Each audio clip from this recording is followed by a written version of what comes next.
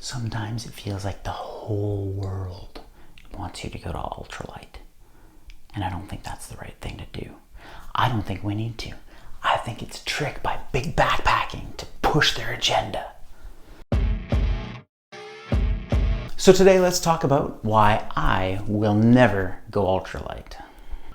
But before we dive into that, I need to make sure that you understand what I mean when I say ultralight.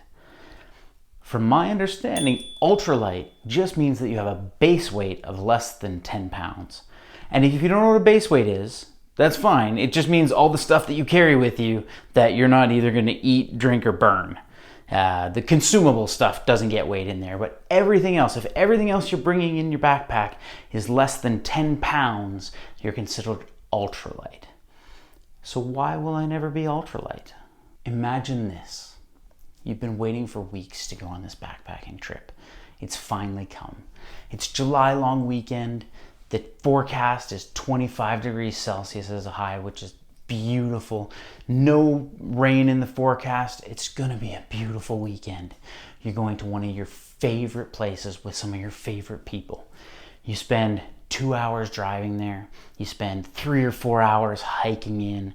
You get all set up. You spend an amazing first night with the friends that you wanted to meet up with. And you've got a fire and you've got everything you need and you've got everyone around you and you're having an incredible time. You go to bed, you sleep so well. And when you wake up, you start to hear something on the tent. It's early in the morning, so you're a little surprised that there's motion and you start to hear something on the tent just scratching a little bit.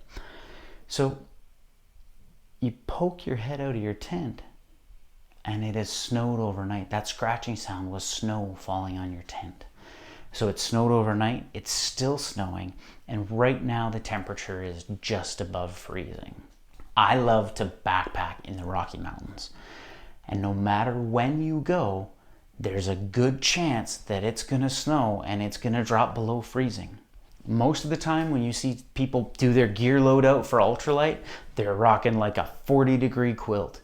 For me, that is not enough. I'm gonna be sleeping overnight in potentially freezing temperatures, no matter what. I have to bring a quilt that's rated for the temperatures, and I have to bring a sleeping pad that's rated for those temperatures. So that's the first reason I will never go ultralight. I have to have that combination of my sleep system to allow for me to sleep comfortably regardless of what the weather does. The second reason I will never go ultralight is not because of the mountains. It's not anything to do with the mountains, but it is still to do with my sleep system.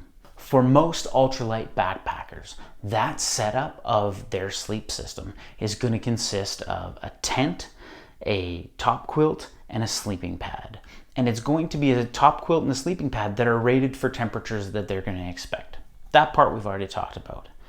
For me, I prefer a hammock, which means instead of the tent, I'm going to look for a tarp. It also means that I'm still going to have the top quilt for my top insulation. But instead of my bottom insulation being just insulation, it's going to be a bottom quilt instead of a sleeping pad. And then I'm going to have to add the hammock and the suspension for the hammock into that. Now, that's not to say you can't go ultralight in a hammock and make it to the right temperatures in the mountains. You absolutely can. But the investment that you're going to make to do that is much higher than you would in a tent. In order to get the added components that a hammock requires at a lighter weight than the tent setup, it's going to take more money. It's just going to cost more. And for that reason, I am not going to ever get to ultralight. I prefer my hammock. I love to sleep in my hammock. I have some of the best rests that I've ever had in my life in my hammock. And I would prefer that. So my ideal kit has a higher temperature rating and extra pieces. I still remember my very first backpacking trip. It was a solo trip to a designated backcountry site here in Canada, and I had an amazing time. I loved that trip. Everything about it was fantastic, except this one thing.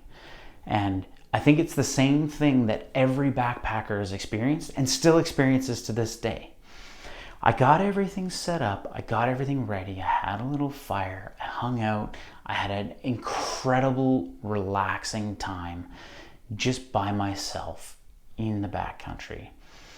And when it came time to go to bed, I laid down and I started to hear the forest move. And I think that's the experience I'm keying in on. I started to hear animals moving in the bush.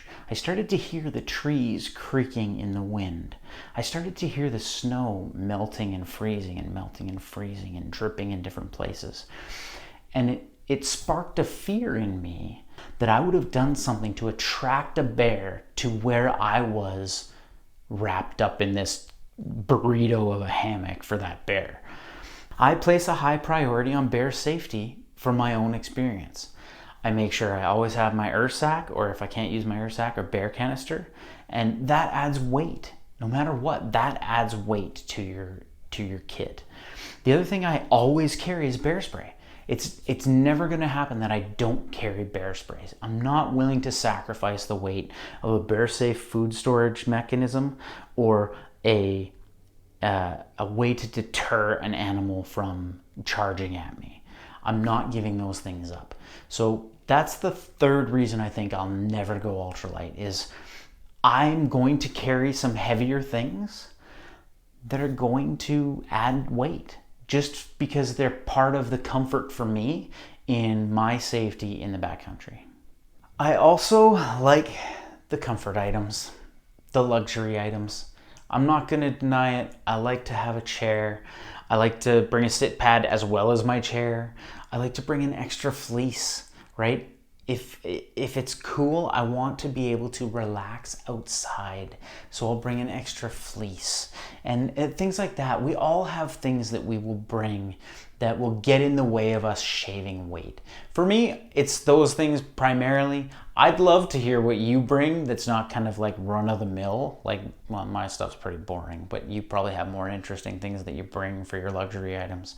I'd love to hear the ones that would get in the way of you going ultralight. So throw those in the comments and let me know. So far, I've mentioned a couple of trips that I took and told you about them. One of them was the solo trip, and then one of them was the other trip where we got the snow in July. A lot of my backpacking has been solo, and I had never really camped or backpacked with a group of experienced hikers until earlier this year. So if you want to check out that video of what I learned backpacking with that group, of people who knew that they were doing way more than I did, check that video out. It was interesting. It was a lot of fun.